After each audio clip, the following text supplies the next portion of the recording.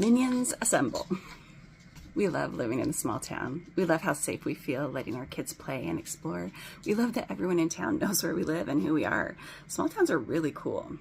But sometimes, as a foster family, living in a small town can lead to some unsettling times. For example, we know all that an angry birth parent would need to do is stop and ask any person on the street where the big family with the foster kids lives, and almost anyone could point out our house to them. We are not anonymous, quiet, easily missed, and we don't blend into the background easily.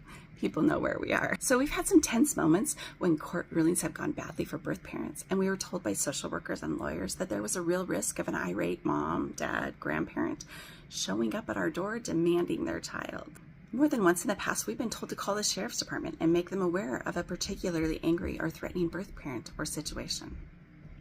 We've had to put some safety precautions in place to be sure our kids know what to do if a scary situation did happen. So, this morning we practiced our bad guy protocol. Just in case a scary person ever came banging on our door. Just try to picture this with me. So we had the kids spread out through the living areas of the house, and Daddy went outside to be the bad guy. Just to make it realistic, we had Daddy pound on the door loudly. The dogs went ballistic, barking and snarling and attacking the door as Dad bangs on it. So I go check to see who's at the door, and when I see that it is a bad guy, I yell the code word, "Minions assemble." And all the kids are supposed to grab their buddy and run down to the basement and hang out in the boys' room. Unfortunately, between the dog's crazy noise and the kids' giggling excitement and Dad's pounding, no one can even hear me yelling the code word. Finally, I yell it loud enough to hear, and all the kids start to head downstairs.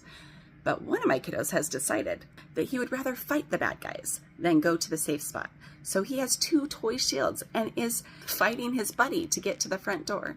One of the children completely forgot his buddy, who was standing on a chair in the kitchen watching all of the excitement and giggling like crazy.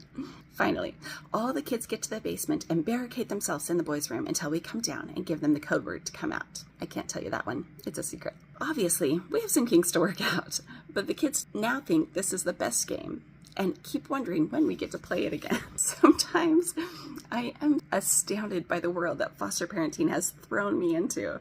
And then I snuggle up my sweet kiddos, foster, adopted, birth, and I realize that this crazy life with these crazy kids is just what I want and need, and I wouldn't trade a single one of them or give up a single moment, even when it means we get to have bad guy protocol and a few extra worries sometimes. Just FYI, if you see angry people walking around our town, please don't send them to our house.